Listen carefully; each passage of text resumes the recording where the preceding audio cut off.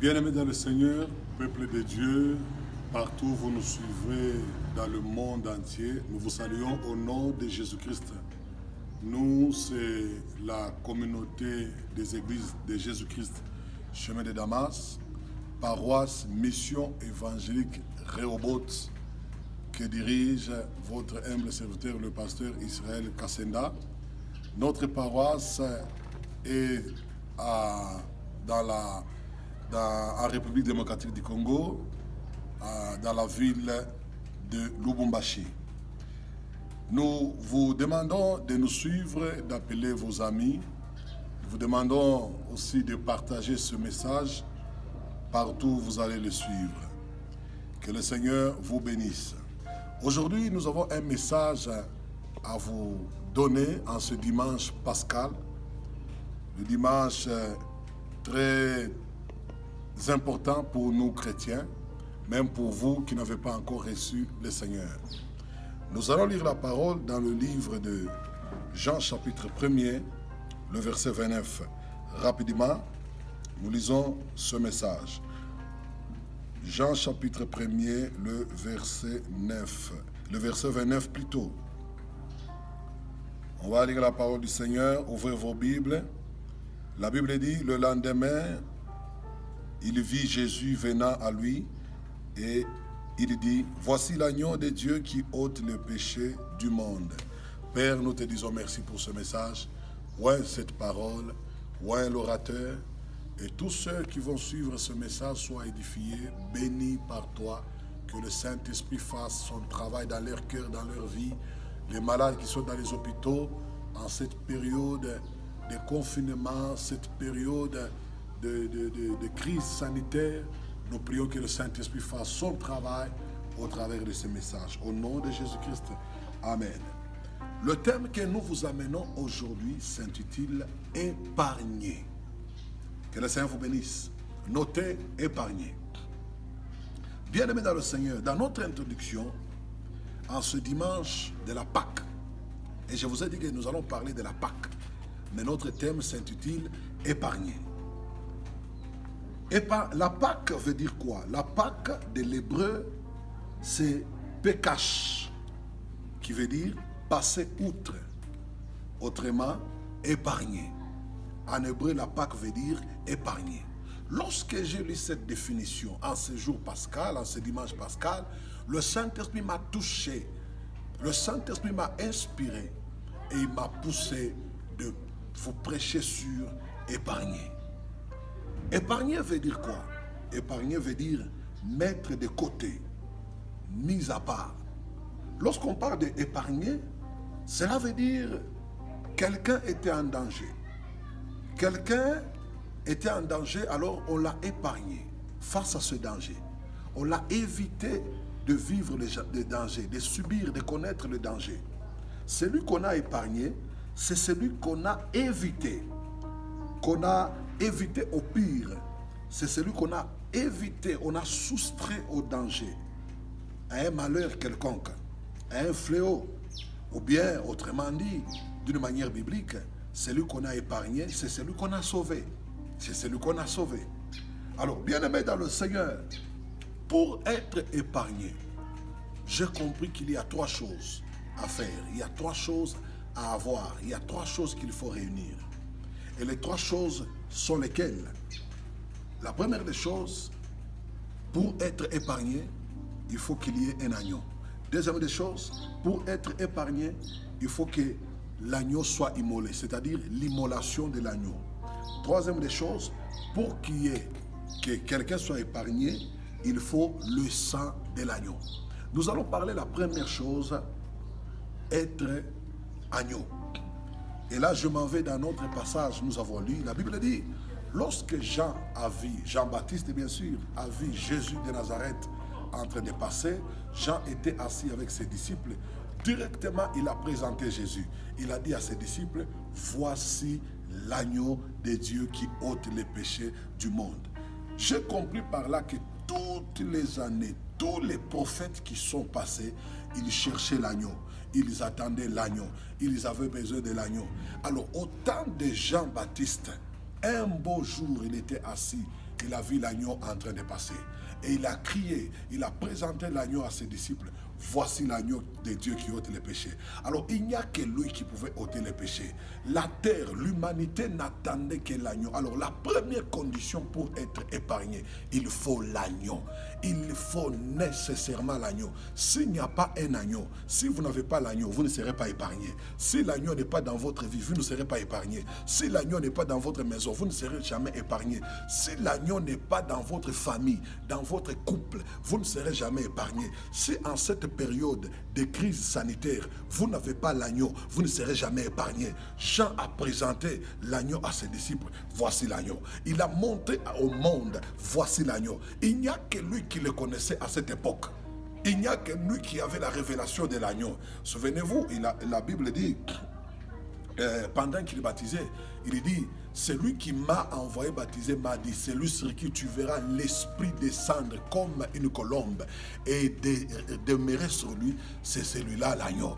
Alors, la première condition, mes bien-aimés, pour être épargné du fléau, du danger, de la mort, de la peste, des coronavirus, pour être épargné du jugement dernier, il faut l'agneau. C'est pourquoi on a tous intérêt d'avoir l'agneau. On a tous intérêt d'appeler l'agneau dans notre vie. Ma soeur, toi qui me suis, en Europe, en Asie, tu me suis aux États-Unis, tu as besoin de l'agneau. Tu me suis en Amérique, tu as besoin de l'agneau. Tu me suis en Afrique. Oh, aujourd'hui, les Occidentaux disent le premier vaccin, le test du vaccin sera testé premièrement en Afrique. Oh, nous n'avons pas même besoin de ça. Nous avons besoin de l'agneau. Alors, l'Afrique a besoin de l'agneau pour être épargné à tout ce qui est mauvais, à tout ce qui est préparé. Nous avons besoin de l'agneau. Et aujourd'hui, un dimanche pascal, je vous présente l'agneau qui est Jésus-Christ. Je continue. Jean chapitre 3, le verset 14.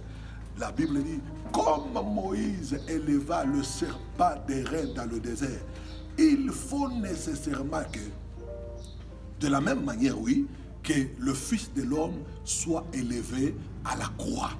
Donc, on a besoin de l'agneau. De la même manière que Moïse a élevé le serpent, il faut de même que le Fils de l'homme soit élevé à la croix. Être élevé à la croix veut dire quoi? C'est le sacrifice de Christ à la croix. L'agneau devait monter à la croix pour que les gens, l'humanité soit épargnée. L'agneau devait aller à la croix pour que le monde entier soit épargné. L'agneau devait aller à la croix pour que ta famille soit épargnée. La Bible dit quoi encore? La Bible dit, Dieu a tant aimé le monde. Je suis dans Jean chapitre 3, verset 16. Il a tant aimé le monde qu'il a donné son Fils unique, afin que quiconque croira en lui, regardez, l'épargne ne périsse point, mais qu'il ait la vie éternelle. C'est ça l'épargne. Donc, si vous êtes là, vous m'écoutez, vous voulez être épargné. Je ne sais pas de quoi, qu'est-ce qui vous attend, quel est le danger qui vous guette, quel est le problème qui vous attend, le fléau qui vous attend. Pour être épargné, même au jugement dernier, être épargné de l'enfer, de la Guéhenne, et le feu éternel, nous avons besoin seulement d'une chose, l'agneau. Que le Seigneur vous bénisse. Le Seigneur soit loué. Je suis dans Hébreux chapitre 10, le verset 18. La Bible dit, Hébreux chapitre 10, le verset 18. La Bible me dit ceci. Nous lisons au nom de Jésus-Christ. Très important. La Bible dit, or, là où il y a pardon des péchés, il n'y a plus d'offrande pour le péché. Là où il y a pardon, il n'y a plus d'offrande pour le péché. J'ai reçu une sœur, j'ai été étonné. Un prophète lui a dit la vérité. Tout ce que le prophète a dit, c'était la vérité sur sa vie. À la fin, le prophète dit, tu dois faire une offrande pour tes péchés. Heureusement, la sœur avait au moins une connaissance avec sa mère. Elles ont parlé et ont compris que non. La Bible dit quelque part, on ne peut pas offrir encore pour les péchés. Jésus-Christ a déjà payé le prix pour les péchés. Il a déjà donné l'offrande pour les péchés. Et cette offrande, c'était quoi? C'est lui-même l'agneau. Là où il y a le pardon, il n'y a plus d'offrande pour le péché. Et l'offrande qu'on parle ici, c'est l'agneau. L'agneau, c'est lui l'offrande. Et c'est une offrande qui ôte les péchés. C'est une offrande qui a été donnée pour notre salut, pour notre épargne, pour nous épargner. Nous n'avons pas besoin aujourd'hui de donner une autre offrande pour que nous soyons épargnés. La seule offrande qui a été donnée, c'est Jésus-Christ de Nazareth. Alors j'ai compris pourquoi l'agneau. Première condition pour être épargné. Pourquoi seulement l'agneau? Regardez, les caractéristiques de l'agneau. Il ne fallait pas qu'on donne l'offrande d'un tigre, l'offrande d'un serpent, l'offrande d'un antilope, je ne sais pas quoi, l'offrande d'un aigle. Il a fallu seulement l'offrande qu'on appelle agneau. C'est seulement cette offrande qui pouvait sauver, qui pouvait nous épargner. C'est pourquoi Jean-Baptiste, en voyant le Seigneur, il a dit, voici l'agneau de Dieu qui ôte les péchés. Pas autre chose, seulement l'agneau. Pourquoi l'agneau? Chers téléspectateurs, vous qui me suivez sur Facebook, vous qui me suivez sur YouTube, pourquoi l'agneau? Retenez les caractéristiques de l'agneau. L'agneau est à la douceur, l'agneau a la docilité, l'agneau est à l'innocence, l'agneau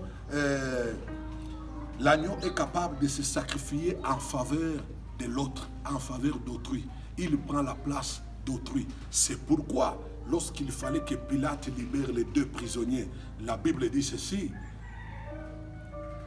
Lui, l'agneau, a pris la place de Barabbas. C'est Barabbas qui devait normalement être pendu, crucifié. Mais Barabbas ne pouvait pas sauver. Barabbas n'était pas un agneau. C'était un criminel, c'était un bandit. Il n'avait pas les caractéristiques d'un agneau. Barabbas, c'était un tigre. Il a fallu nécessairement un agneau qui a la douceur, la docilité, qui peut prendre la place de l'autre. Alors c'est pourquoi on a demandé Jésus. La foule a réclamé Jésus. Et Pilate ne pouvait que libérer Jésus qui était un agneau. Bien-aimé dans le Seigneur, pour être épargné face à tout ce que le monde est en train de vivre, si le Congo veut être épargné, Lubumbashi veut être épargné, le Haut-Katanga veut être épargné à toutes les mauvaises choses que Satan est en train de préparer, à toutes les mauvaises choses que le monde des ténèbres prépare, à toutes les mauvaises choses que les Illuminati préparent, à toutes les mauvaises choses que les francs-maçonnistes préparent, nous avons besoin seulement de l'agneau. La première condition, il faut seulement l'agneau. Toi qui n'as pas encore reçu l'agneau, tu dois le recevoir ce matin.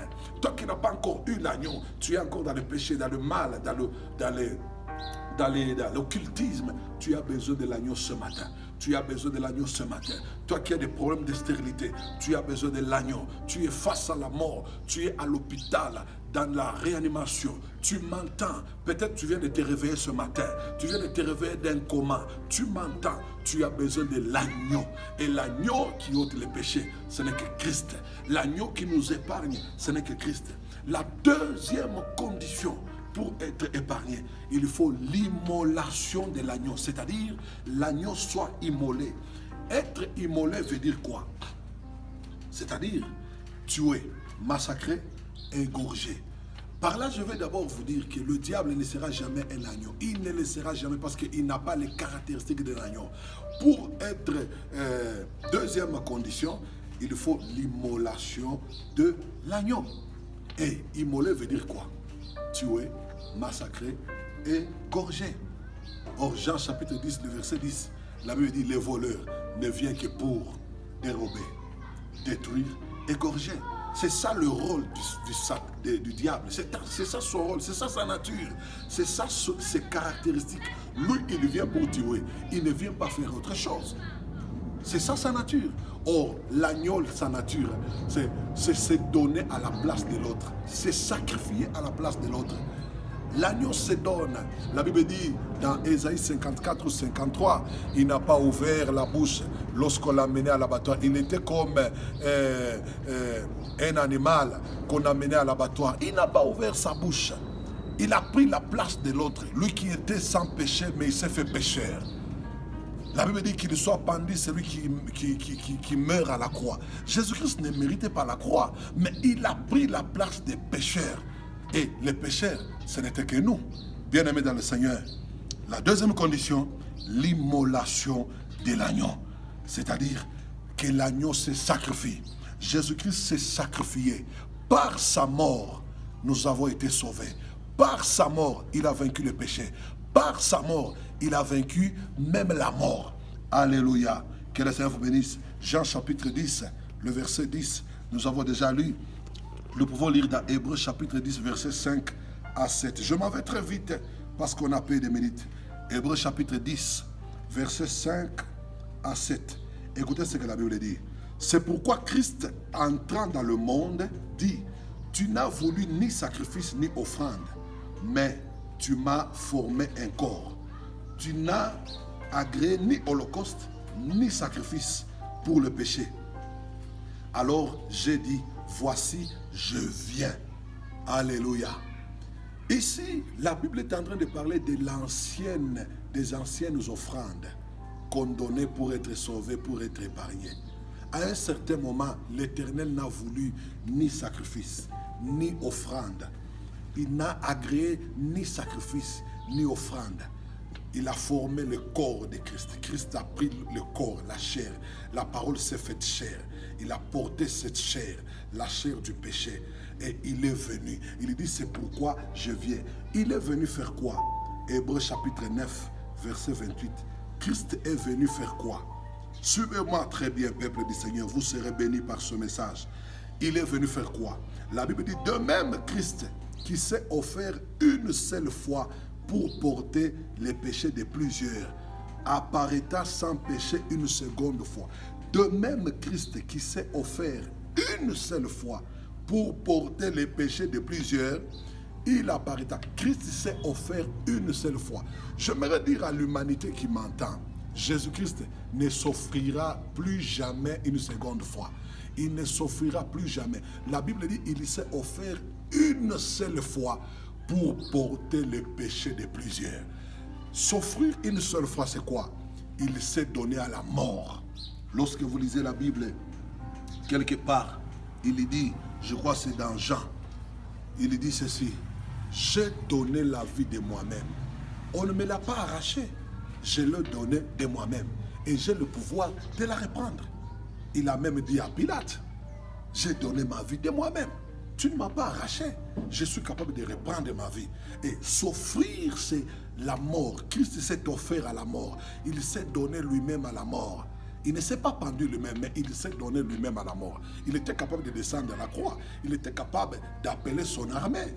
Mais il s'est donné lui-même. C'est pourquoi il a dit à Pierre qui voulait l'épargner de la mort. Il dit, non, Pierre, toi tu ne peux pas m'épargner de la mort.